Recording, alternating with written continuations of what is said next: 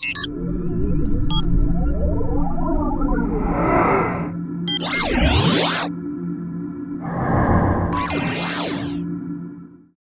following program has been provided by the Pacifica Radio Archives Preservation and Access Project. For more information, call 1-800-735-0230 or log on to pacificaradioarchives.org.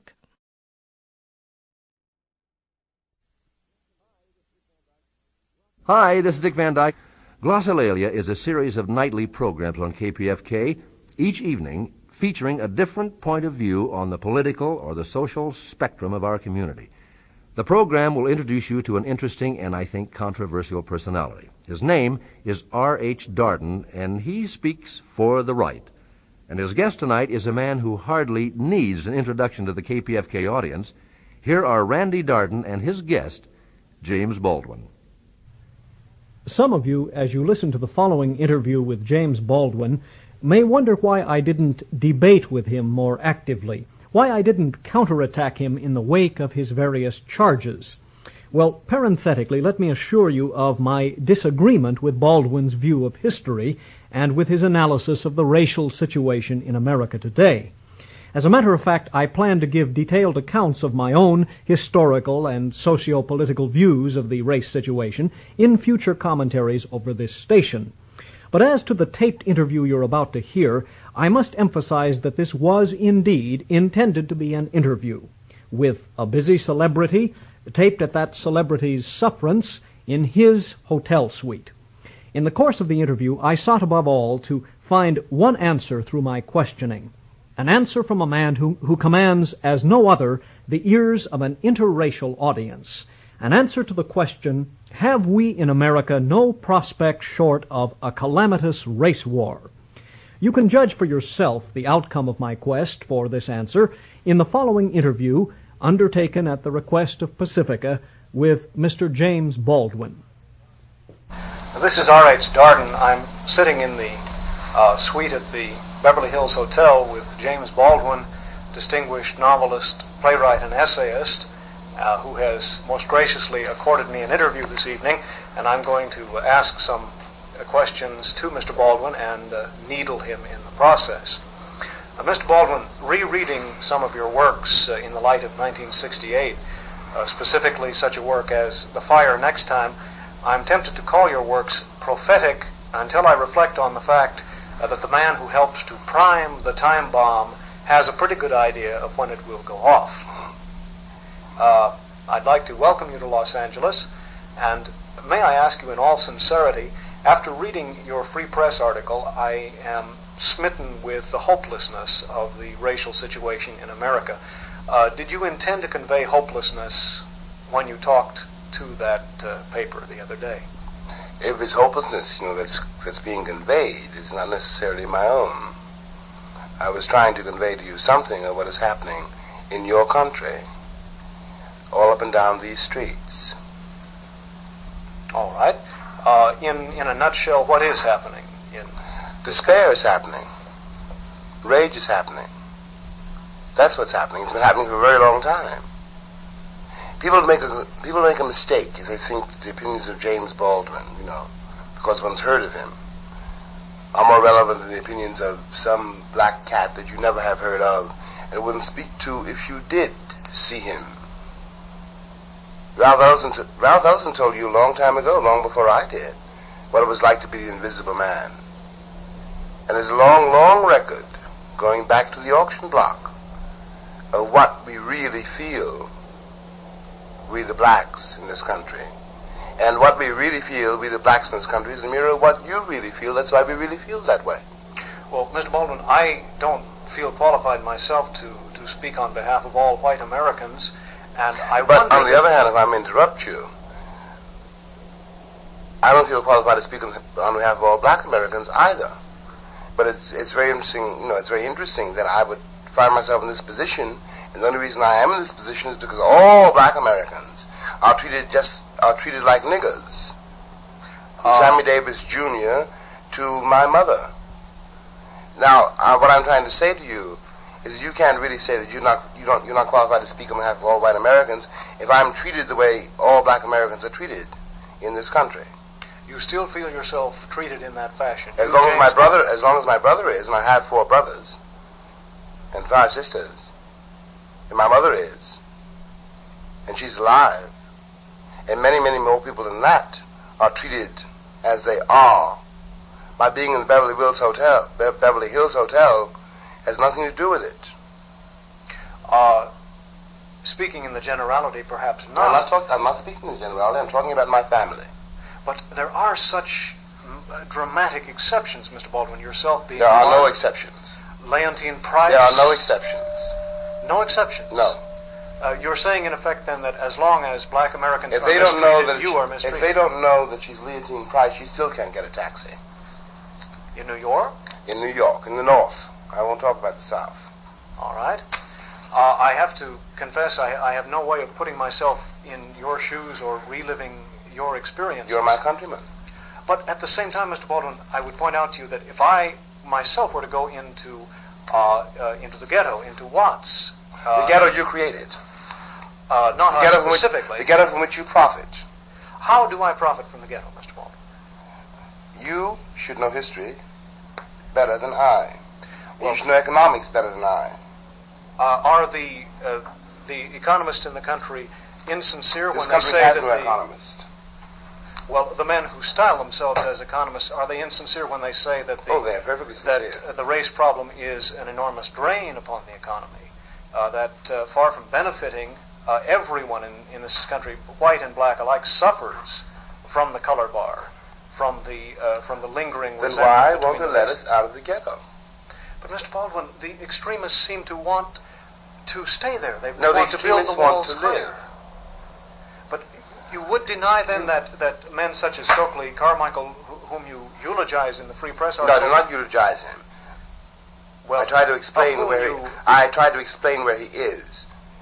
Stokely is not to be eulogized by me. He is not dead yet. I'm trying to tell you I produced him. And let me point out something everyone overlooks, which is in that article. This is why I wrote it. Stokely was for a very long time, a better Christian than most white men in this country. Stokely's been beaten half to death all up and down the Deep South to try to awaken this country. And if Stokely has now decided what he's decided, it is not Stokely who's to be blamed or to be questioned, it is you. Placing the blame is one thing, Mr. Baldwin, but what I'm referring to is what he seems to be advocating here, namely a total separation of the races. This is in the great old American tradition, isn't it? What else has been advocated? But what I'm saying is that on the one hand, you as a spokesman for, if not the most militant of the Negroes, at least a spokesman for Negroes who have suffered in this country, seem to imply now that the solution would lie in integration, or at least in a breaking down of those mental sets which keep the races apart. Look, I'm a writer, and I don't use the language the way you do. You use the language magnificently. I would be the first among many. That is not at all what I mean. What I mean is that integration is not the aim. No, it is not the problem. Integration is a fact. That is what has happened here. And the problem in America, the crisis here, is that no one can accept that fact. I'm not an African anymore, and you're not a European anymore. I'm very glad to hear you say that. But then how do you react? This would be my next question. How do you react to those black militants who now would like to have solidly black communities dressed in African weaves, some of them even advocating, I think, speaking Swahili? Why not? But you have just, you have said now, and you've said in the past, how deeply involved the black and the white are in this country with each other. I have said it, but my opposite number has not said it. Well, I say people should love each other, but in fact, the people in the ghettos don't have jobs and don't have a future and cannot protect their wives, their houses, or their children. You try living in the ghetto for 6 months, 2 months, 1 week, and see how much it costs you. And just in concrete terms like insurance, rent, food, clothes, and you try to raise your child and to be a man, and face him on the day when he's first called a nigger, in the land of the free, in the home of the brave. These are situations that I do not deny, nor do I defend them, Mr. Baldwin. In fact, I'm encouraged They're to hear happening to you. They're happening to all of us. I'm encouraged to hear you cite them, because it seems to me that you, at least, still, if not having a roseate notion of our future, believe that the solution, if there is a solution, lies in eliminating the ghetto situation. But I'm simply asking, how then, apart from explaining how they got there, how do you react to those in the black community who want the races to pull completely apart? How do you react to Lyndon Johnson? Not very favorably. I didn't support Well, him. you're asking Stokely to be more responsible than he. And you elected him. Stokely Well, yes, didn't. however, Johnson was elected rather overwhelmingly in an open election of his fellow countrymen. When did anybody elect Stokely? It can hardly be called an open election if so many of us cannot vote. You know as well as I know that the Congress of the United States would be a very different place if I could vote. I would question that. You know the Senator Easton would be out of a job. How would you react? And Governor Wallace would not be running for president. Let's not talk about the South, as you said, but about your own stomping Did you grounds hear in me? Harlem. No. Yes. It is below the Canadian border, as Malcolm said once, and that's south. How do you react to polls taken in Harlem? Now, talking about... I don't believe in them. You don't believe them? No. You feel they are fallacious when they turn up results What saying makes you think that any Negro in this country is going to tell the truth to any white man? Let's assume the poll takers were black. Well, you cannot tell a Negro by the color of his skin. Then anyone living in Harlem seeing a poll being taken is going to say, someplace along the line, this is for the benefit of the white community, I'm going to give them an insincere answer. It is deeper than that. It is much deeper than that. If you've been forced to live, as we all have been forced to live, we the blacks in this country, behind the veil which we call segregation, and you don't understand yet that you are behind that veil too.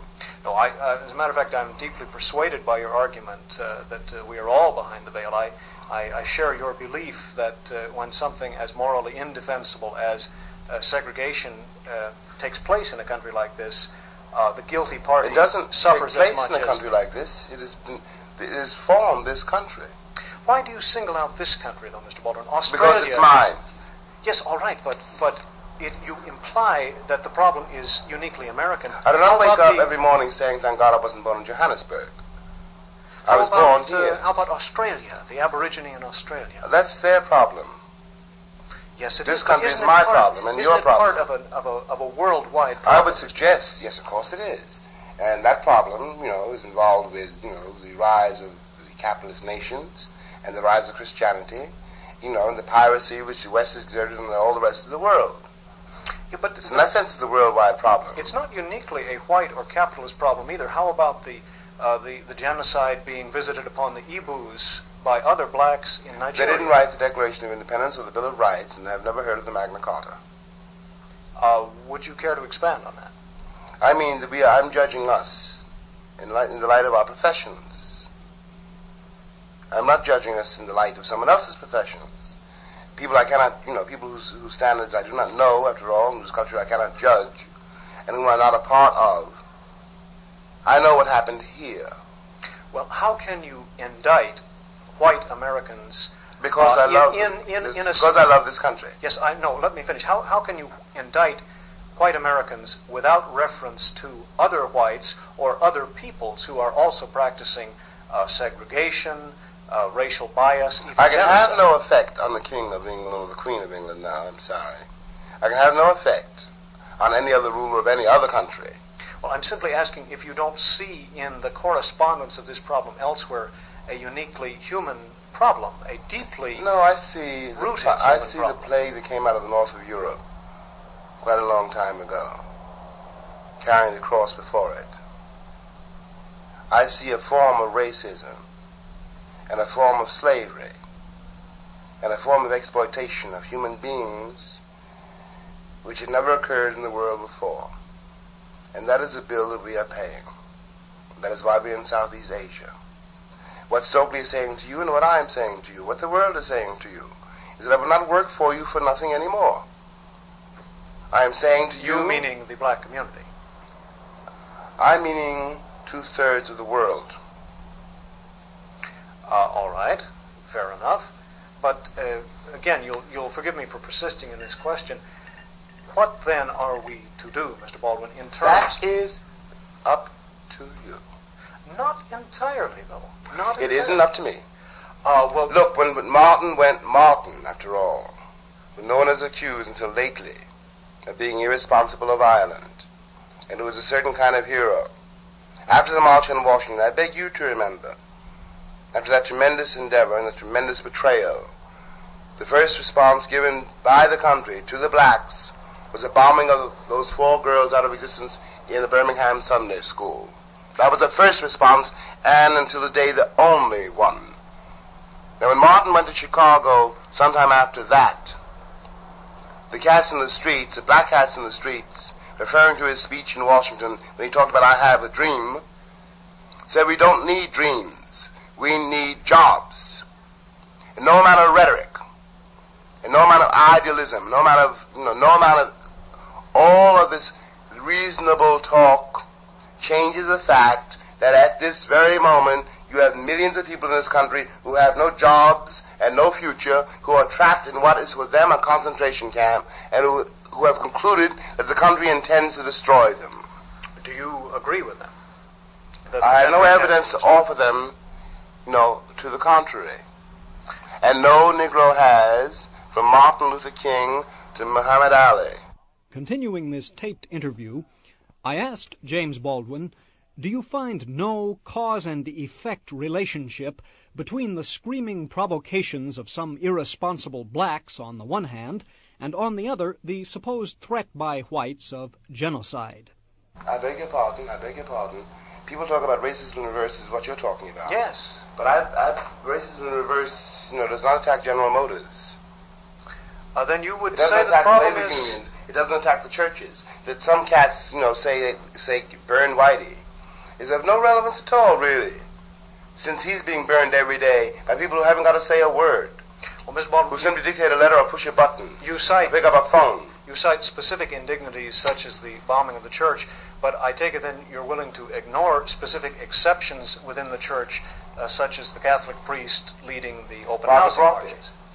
Father Groppe, whether or not he knows it, whether or not you know it, is an indictment of the church. There should be thousands of him. What's a priest for? If we're all equal in the sight of God. As a matter of fact, I can't find anybody on the other side anymore within any of the churches. I don't know of any priests or ministers myself who are standing up for segregation outside of the South. And even there, I think they're talking a great deal more softly than they did a few years ago. Isn't this evidence that the church is no longer the arch-villain, if in fact it ever was?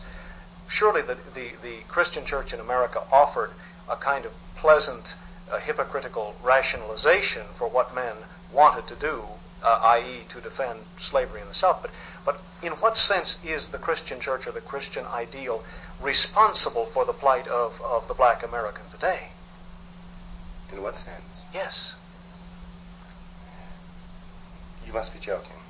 Well, forgive my ignorance here, but... You remember Malcolm X said once, the most segregated hour in American life is high noon on Sunday? I read the Bible too. And I was baptized. What right? What dictum? How can the church pretend to be a Christian church and perform as it has performed, limiting it only to American history and limiting it only to its performance in relationship to me? Well, again, you're talking now How can I believe in it? You're talking about symptoms. How can I believe in it? Symptoms of the segregation I'm not talking about symptoms, I'm talking about facts. I'm telling you the role of the church as divorced entirely from the aspirations or the hope or the potentialities of the church. I'm telling you what the church did and does. I would say you're talking about... I accuse the church. I am talking about the church. Those men within the church who were against it had to leave the church, or were notorious within the church. And let's talk about the idea Isn't that true or not? Paper of Is that true or not? That there are segregation... Is that true or not? Restate your question. Is that true or not? Respond. That the men within the church who were opposed to the role the church has played in American life, vis-a-vis the Negroes and vis-a-vis the Indians, were notorious in the church or else outside of it? In recent years, I'd say quite the opposite. That they are... I didn't ask you that. The wave of the I didn't ask you that. I don't know that is a fact at all, Mr. Baldwin. I can't say that any any dedicated Christian who believes his ideals. By the way, I'm not a Christian myself, but it doesn't seem to me that anyone acquainted with the doctrines of Christ. Then why is the church segregated? Is it still segregated? Isn't the effort now to integrate more among the churches? You're proving my point. Why was it segregated then? If you want me to say that it is now desegregated, because as I said before, because which you know very well it isn't. Society was segregated, and men saw fit to reflect this segregation in their church hypocritically. I'm the first to admit, but I don't see in what sense the doctrine of Christianity or even the institution of the Christian church is responsible for the plight of the black in America, which you seem to imply, or in what sense the capitalist system is either, if one is to assume that those capitalists who sincerely are alarmed at the economic drain that segregation but they're alarmed. today. They're alarmed now. But they set it up first of all for their profit. We were the principal source of cheap labor in this country. Yes, that matter we still are. Now we're obsolete. Even at the time, many historians have now said slavery would have to have died out of its own unfeasibility economically. That it was not economically a feasible system. It still hasn't died out. If you're talking about segregation, but would you say that there actually is bond servitude? I'm accusing the Christian Church and the American nation of having bred men and sold them like mules. I'm accusing the Christian Church of the blasphemy of assuming that my child was of less value in the sight of God and in the sight of men than their child. Well, and you have made that accusation I'm very accusing clear. I'm accusing them of doing this for profit, for money. And I'm saying they're doing it until today. I know who owns Harlem, and everybody knows. Christians? Not Jews. This is very interesting. Well, don't take my word. You check the record out. Where will I find statistics that will prove to me that absentee landlords are representatives of the Christian church? If I went any further, I'd be sued for libel. If you want to find out, you can find out. But, Mr. Baldwin, now you are, I would have to state, talking about history here. You're talking I'm talking about the present. Yeah, but you're certainly looking at the roots of the problem and saying that it hasn't markedly improved. And yet you insist upon talking in isolation about the United States now and find it invalid when I cite examples elsewhere in the world in 1968 that simply indicate that it's not a uniquely Christian, it's not a uniquely capitalist, not a uniquely American problem. Look, we're not talking in these, vast and grandiose abstractions.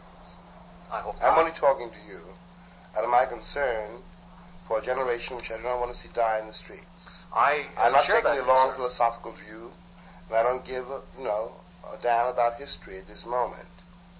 I'm telling you what has happened and what is happening now to us.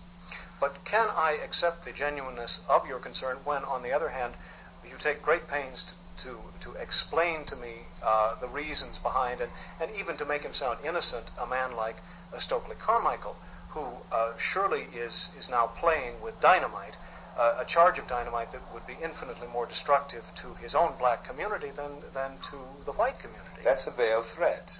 You're saying you have the guns and we'll shoot you down if you move. I'm saying that any society will take measures to prevent itself from internal insurrection.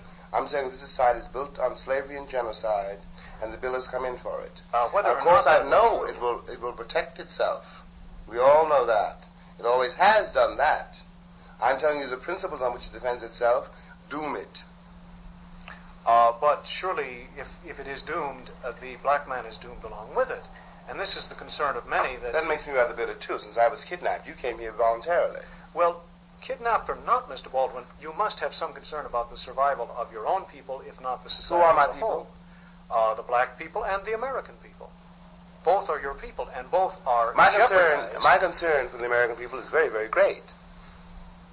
And my concern for what you call the black people is very, very great. But the concern of the American people for me is not so very great. As based on what evidence, Mr. Baldwin? Your record. Well, let's talk about the your Second World War. Let's talk about the record of the enormous success you have enjoyed as an author. That does not talk about me as some extraordinary dancing dog. Oh, but let us talk about you as a man I am simply another American to a position writer of eminence by his own against efforts within tremendous this system. odds, and you're talking Yes, about you that, did. and you want to congratulate yourself on that, and I won't let you. Let's congratulate both the system and you. No, I use the system to beat the system. I'm not at all what I look like. Well, Mr. Baldwin, if the system were as restrictive of your rights as you imply it would, first of all, your works would have been denied the light of print. That may yet happen. It may happen indeed, Mr. Baldwin, but in fact, all of us who stand on a political forum and advocate anything may find our liberties restricted. I'm advocating that we finally get around to the American Revolution. That's all I'm advocating. That's very interesting. You don't feel that the Revolution of 1776 was in fact a revolution? I would agree with you. It did not include me. Good point. It seems to me, however, that wherever we look to find evidence of what happens in revolution, that all those who had the highest hopes in that revolution suffered the cruelest disillusionment. For example, let's take our so-called revolution with Great Britain. You're talking to me as though I was a student of Yale. I'm not a student of Yale. Well, I'm a Harlem shoe shine boy, street boy. Let me give you I don't my care what own happened perverted between view of England history. and America. But you should, Mr. Baldwin, because if we had stayed with England, then slavery would have been abolished in 1840. Now England's become your colony. Mr. Baldwin, you do persist in jumping to other points when I'm trying to pin you down. I am not an intellectual, and I will not be pinned down. Well, if you're not an intellectual, then I certainly am not either, because I haven't published so much as a single lousy word in the novel form, in the play form, or Well, I see the what you're essay trying form. to do, and I won't let you do it. What am I trying to do? You're trying to pin me down to a system of thought which is not mine, I'm trying to and a give, system of history which is I'm not trying mine to give either. you a chance to state some specific remedies that all Why right-thinking should Americans I should state advocate. them? Because, Mr. You should be in Baldwin, Washington. You should be in Washington talking to those people. No. You, of all people, should state them because you have the ear of both the black and the white. You're exactly the person who should state them. Not some distant, scorned representative in Washington, and not some man who has nothing to lose. Why on is a he street distant corner. and why is he scorned? Scorned by you and distant in Washington? I'm trying to use your rhetoric here. You have scorned the I have government scorned. in Washington. Well, I you have, Mr. Baldwin. Yes, you have. Scorned them for what they have not done and for what you feel they cannot do in altering the whole set of the society. But why do you change this proposition around in such a funny way? You say, I have scorned the government in Washington. Yes, you have, Mr. Baldwin. Why? Why have On you what scorned the government? basis? Yes. Because Don't you felt- think that maybe they've scorned me? I think By which not, I mean Mr. me Baldwin. as us. I think they have. I'm not talking about Jimmy Baldwin at all. I think they've shown themselves blind to the core problem. Look, But- all they've done was increase the police force. No, that's not true, Mr. Baldwin. The war on poverty has appropriated The war on billions of dollars. The war on poverty is a dirty joke. I agree with you, You but know that as well as I do. I tend to feel it's a dirty joke because it promised things that no amount of federal money could ever bring to pass, which is namely... Though federal money can blow up all those villages in Southeast Asia. That's not relevant to what we're talking about, Mr. Baldwin. But I do want to press the point that you have, if not a duty, at least an opportunity to speak constructively to blacks and whites, and it does seem to me that you have shirked this opportunity. You certainly have here this evening. You have refused to enter into what you regard as my structuring of thought to the point to What do you offer- want me to say? I want you to tell black and white alike what they can do to avert a You want disaster to both of you those want me to communities. tell the black people that a better day is coming. No. I want you to You offer see some what specific remedies Yes, but to there the is no problem. specific remedy I can offer. Once the communications are broken down, and once no one Well, you and I are sitting here talking, so they haven't broken down completely, though they do talking seem is to not be on always communication. tether hooks. No one believes the words you say. Do you believe anything I say? The American Republic has made, I'm not talking about you either personally, the American Republic has made too many promises and broken them all. I Again, can't Mr. blame Baldwin, you come forth with a beautiful statement of indictment that really doesn't offer us Well, name- anything to work with here. Because you see, I'm going to... I'm not in charge of the churches or the boards of education or the labor unions. And these are... I have no core levels of problems. power under my hand. I can't give those cats a job. You think You unemployment, the fact that the Negroes are excluded from some white churches, the fact that the labor unions, which I agree have been tenacious in keeping coloreds out. You think all of this is the totality of the problem here? I think those are the elements one has to look at and deal with. But surely of more immediate concern is keeping alive. Wouldn't you agree? You don't understand that to be a Negro in this country is to be acquainted very early with the notion of your own death. And very, very soon.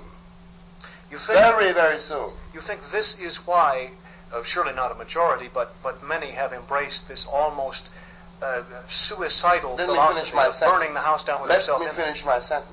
Finish your sentence. Very, very soon you have nothing to lose. They cannot beat you any harder than they have. At this point, I asked Mr. Baldwin, do you condone the abuse heaped on the Uncle Toms, the bourgeois Negroes who are seemingly making it in a white society? The bourgeois Negroes are not making it, and their children will tell you so. It's the children of those Negroes who started the sit-ins. That's very interesting. But again, because we don't have a simple... And making what, anyway? The whole thing is a fraud. Is it indeed?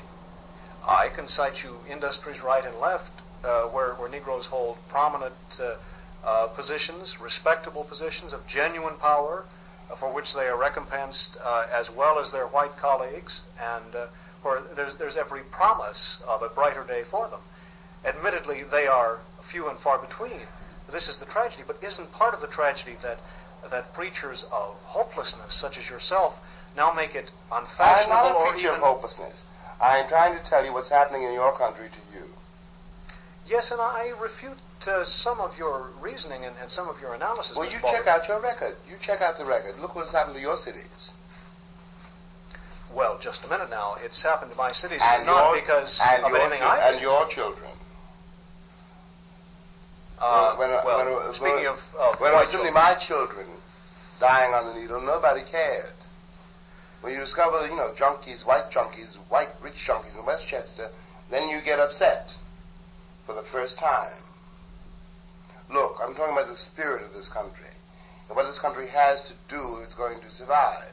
What it has to do is accept the fact that I'm here and I came to stay, and I'm not a stranger, I'm not an oddity, I am flesh of your flesh and bone of your bone. And if I go under, you go under. Yes, I can accept say that because when you go under, I go under. But I persist. It's not metaphysical. I persist in asking now if you are not, in fact, generalizing from some specifics to say that the whole society, the whole of white society, specifically the churches and so forth, are responsible for this, but then ignoring the fact that those who feel, perhaps as you feel, as violently as you feel, or even more violently, are in the minority within the black community. I'm violent. I'm not violent. I'm vehement. All right, you're vehement, Mr. Baldwin. But those who are vehement cannot be shown by any head count to be a majority of the black community. And therefore, how can you say that all blacks are, in the last analysis, as embittered? Most of us are satisfied with our condition. I'm saying that there must surely be a gray area. You mean there's a great deal of truth in the American myth about the little black Samba? No, You mean that I like picking cotton? I don't say that for a moment. You mean I like living in Harlem with the rats? I do say that You mean that I deserve it? That your disenchantment, which apparently is not to be allayed by your own specific success, is not the disenchantment of all blacks. Let me try to point out something to you. Proceed. In the first place, you don't know the road I've walked to be where you think I am. Well, you've written very eloquently of it. I know that much of it. Yes, and I know something else about it, which is that was not read. And you don't know. I know I can do this or that, get a taxi, get a suite. I know I'm James Baldwin. I know all that. But I also know what is happening right now as we sit here to a whole lot of other people. And no cop's going to ask him what's his name. And he's got no recourse if he goes to jail. All around me. You're asking me to substitute for the truth in my life the myth of the American success. And I'm telling you But I would die before I'll do that. Let me tell you what I am asking you, Mr. Baldwin. I'm asking you to say, I, James Baldwin, of exceptional mind and exceptional tenacity, have achieved something, and I am addressing myself to others within my community who have also that exceptional mind and exceptional tenacity. I'm asking you not for a moment what to... community? The black community at large. Why does America have a black community? Every nation has an ethnic community that is apart from the majority. I didn't ask you that. Well, that is why, Mr. Baldwin, that's just the way human society organizes itself. Well, then we'll tell me about that. Yes, we must, but we must do it in such a way to preserve the lives of all of us and you the have the fabric guns. of that society. You have the Sherman tanks. We don't have all You of have them, the cops. Now, that's not true, Mr. Baldwin. There are many black cops as well, though you will, I'm sure, scorn them. I'm not being naive. I'm looking around me. And why is it that you automatically assume that the police are there to protect only the whites? A poll, which I'm sure you will scorn, taken in Harlem, the chief criticism against the cops in Harlem was that there weren't enough of them. That black citizens in the main did not feel safe on the streets of Harlem and wanted more police protection. In this sense, were they not reaching out to the police force? Did they say against whom? I presume against criminal elements in their own community. Who else would be up there at night? Their mothers and their fathers, their sisters and their brothers, their daughters. Well, apparently they're embittered against these people to an extent that they want more police. You know why they're embittered? You get robbed in Harlem. My other brother, one of my brothers, robbed about 7 times. The police never come to find out who robbed you. The police are not there to protect you. The police are there to protect the businesses owned there by other people. To protect white property in Harlem. That is the role of the police, and to keep you in your place. Let us assume now... That's the role of the police. Let's assume that there are businesses owned by blacks as well in Harlem. There are no businesses owned by blacks. There may be 1 or 2 stores owned by blacks. Well, then isn't this one positive step whereby the militants and the rest of the community can come to an understanding that a good thing would be for blacks to own and begin their own business? Look, you are the one who wanted the global view. All right, let's take the global view. All right. In Africa, for example, Europe educated certain blacks and created a certain elite. And they did this for the purposes of Europe.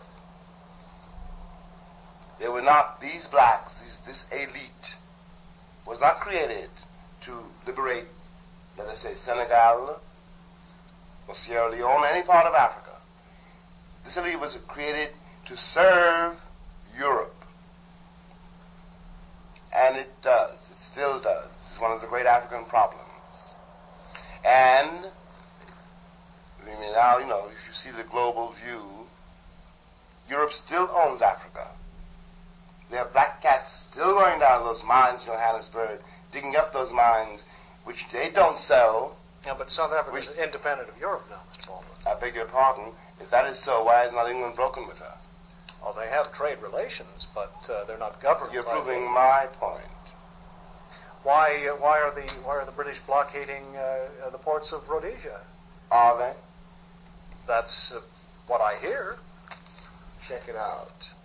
You think this is just a publicity stunt to... When Sékou Touré broke off from France, from that Commonwealth, the French moved out with every carpet and carpet tack, every light bulb, everything. If they could have killed him, they would have done so. Now, if England did not do that to Ian Smith, you must ask yourself why. Don't ask me.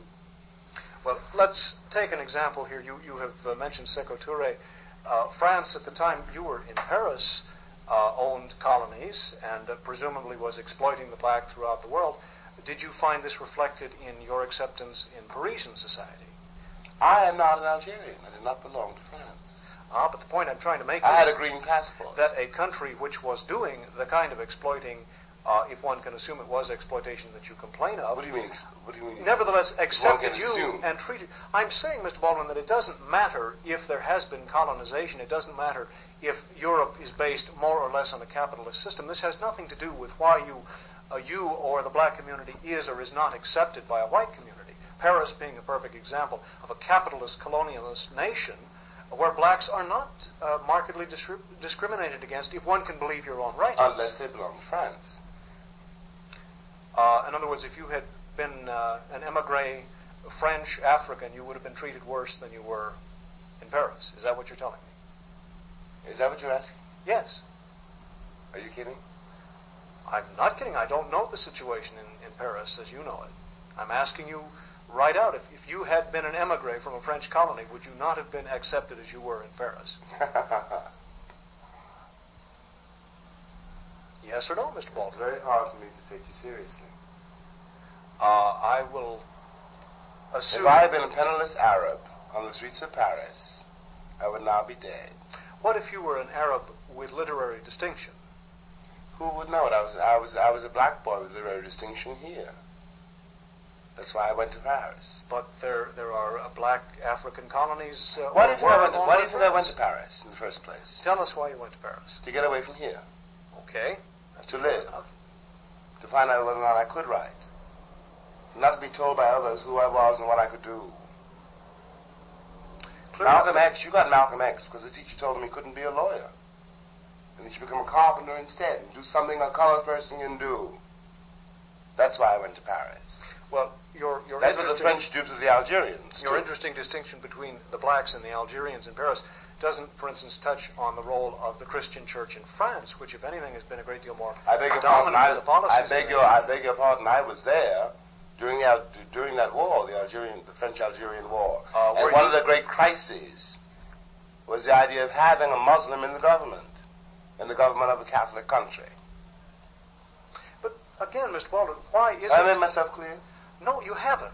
Why is it that a Catholic country, a Christian country like France, does not treat its black minority as a supposedly Christian country the United States does, if one of the root problems is the church? I don't understand you. Did you feel the weight weight of clerical prejudice in France? We're not talking about me as an absolutely invisible American black waif. I'm talking about the black population of France. Which is admittedly small, but we're getting bigger. Okay, fine. But again, why drive them out of North Africa? Why don't you see evidences of this Christian conspiracy against the blacks, such as they are in France? That is your word, conspiracy. I didn't say that. Yes, but you did accuse the Christian church in this country of being one of the root causes of the race problem. I accused it of not being Christian. Ah, that's very different. No, I'd suggest you didn't, Mr. Baldwin, but if in fact that's what your meaning is, I'm glad you've made that distinction. I didn't use the word conspiracy. Now, it was my distinction earlier that men were not acting in a Christian fashion, but in fact... I said I'm judging us in the light of our professions. Didn't I? Yes, I think you did, but I'm not sure it was in reference to that. It wasn't that. Well, maybe you'd like to clarify your point now. In what sense is Christianity or the Christian church involved in the plight of the black man in America? It taught us how to despise ourselves. Would you expand on that? Because God is white. Let's assume for a moment that the doctrine was that God was neither black nor white, that is not the invisible spirit. That is not the doctrine. That is not what one's taught. Well, I'm going back to the Bible here. Well, think of the mortification of the flesh, and consider this principle. First of all, that I assume that doctrine is an evil doctrine. Why should the flesh be mortified? What does this have to do with the race problem, Mr. Baldwin? I'm the flesh in America which has to be mortified. Well, this is a problem that hits whites as well as black. The Paul, but I know it, you don't. Analysis. I know it, and you don't. In other words, for some reason, mortification of the flesh was applied only to the black man. I am your guilty conscience. That's why I have to come in the back door. You know what you did to me. You're afraid I might do that to you.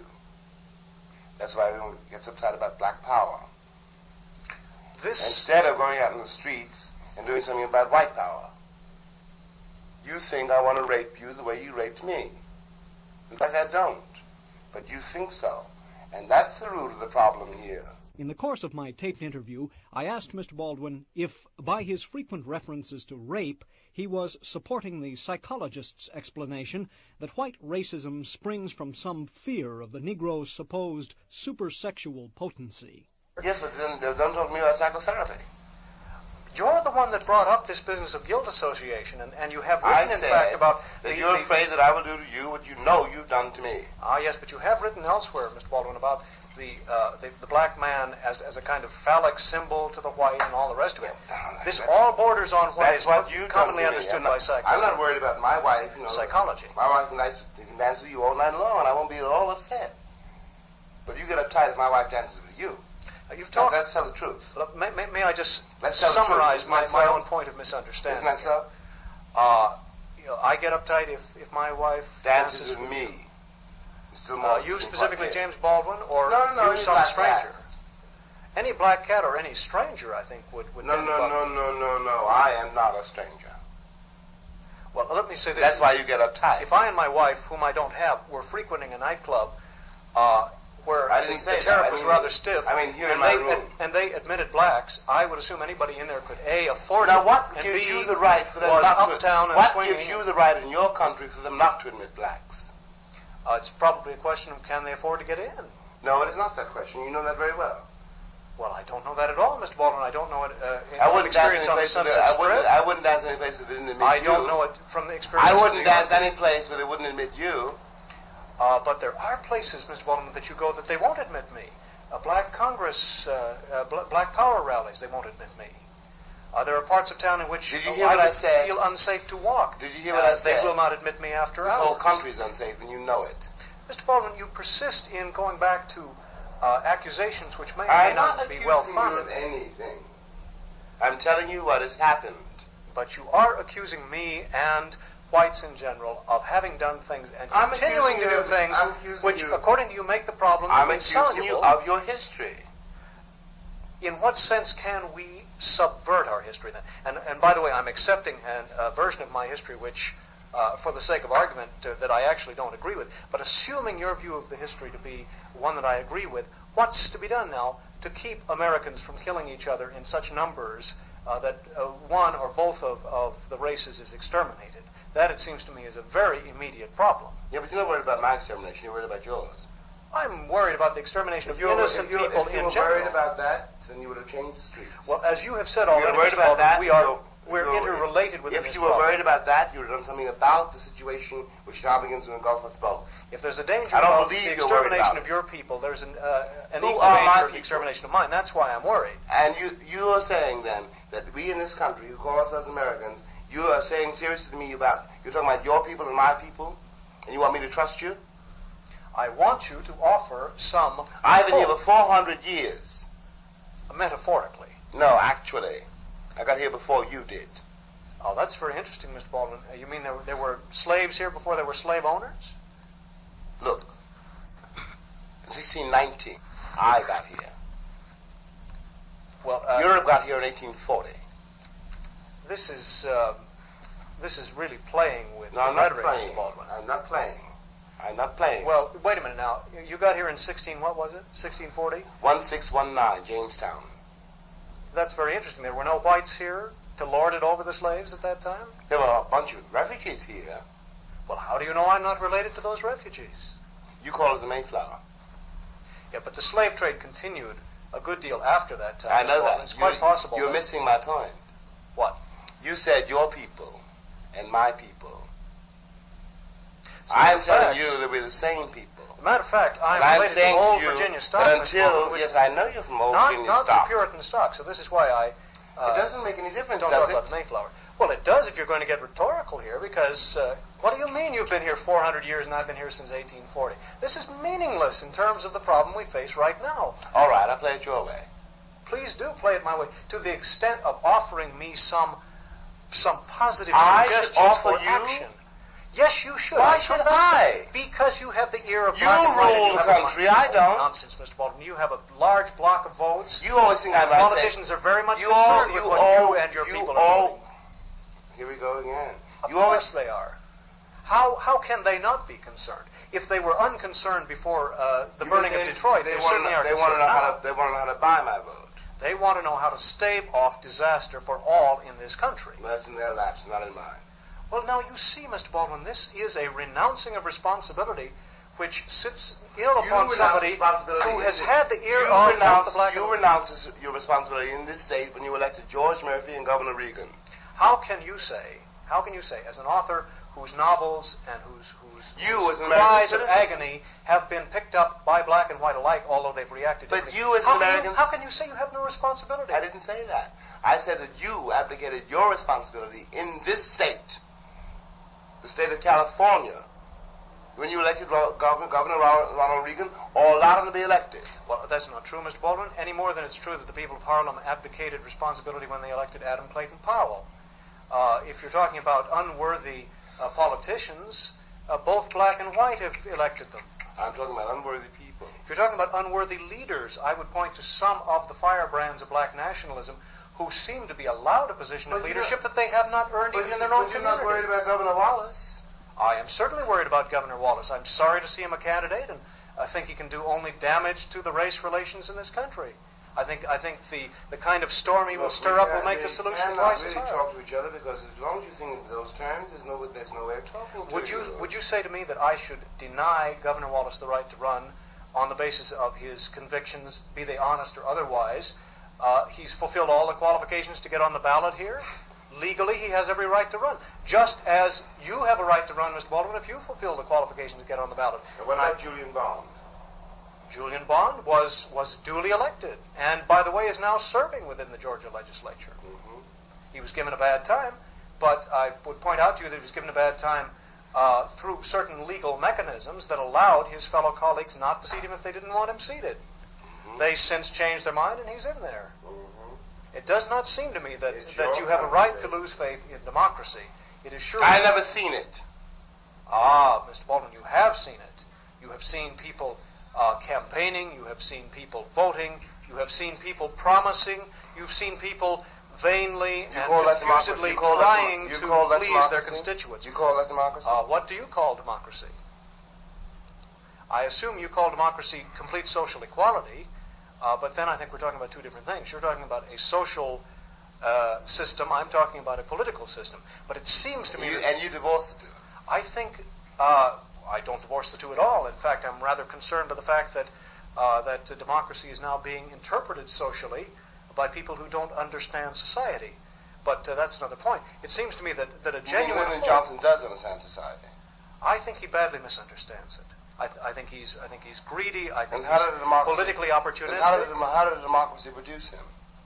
The democracy produced him because the democracy says whether or not people are qualified, they nevertheless have qualified. How did he get to be a candidate? I'm not familiar with that many details from his history, but I assume he I'm not talking about his. Started off I'm not talking about his in history. the boondocks. I'm not talking about his history. You're talking about bad politicians. How did they get elected? No, I'm not talking about that. I'm talking about his history. Now you're assuming, Mr. Baldwin, that democracy always is infallible and that it always produces good leaders. Quite the opposite. It usually produces very bad ones. But I'm saying that, like it or not, it is probably the system in which the black man has more hope, or should have more hope, than one of white tyranny. Then why so many black men lost hope? I think in part, Mr. Baldwin, because men such as yourself, who have every evidence of success, have also lost hope. I'm a little bit past 40. You can't blame it on me. Let's say now that I am, which I of course am not and can't really pretend to be, let's say that I am a black man in a ghetto situation. I look at you, James Baldwin. You're an American. I look at James Baldwin and I say, even he is embittered. Even he has lost hope. He has said the system has got to be changed so completely. The political democracy isn't any hope. Capitalism has to go. The Christians are out to keep me in my place and all the rest of it. Of course I'm going to be embittered, and of course I'm going to do desperate things which may, in fact, serve only to destroy me and my society along with me. This is society. I beg your pardon? Which society? The society which embraces black and white together, which you have so eloquently. I don't know, Mr. Baldwin, but it's in your writings because you've spoken about the interdwelling of the two races. But it's not in the country. Psychologically. But it's not in the country. Oh, but it is in the country, Mr. Where? Baldwin. Right here in a suite at the Beverly Hills Hotel. Because I am the only Negro in the hotel?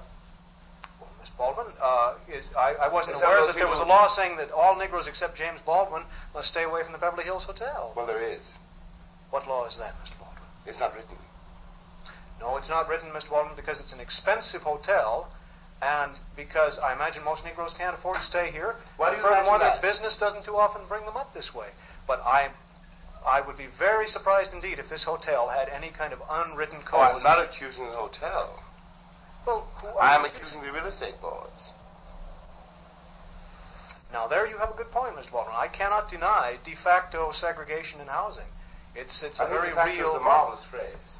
It means we can't help it. It just happened. It's an act of God. No, I It's think a we fact. I think we can help it, Mr. Baldwin. But if you are saying, in effect, that integration is I'm not still talking about the integration. answer, I'm not talking about integration. I tell you precisely what I meant before. well, say it again. You cannot possibly prove that you're white. This is not a white all right. country. I am the product of a rapist. And my grandmother, or my great-grandmother.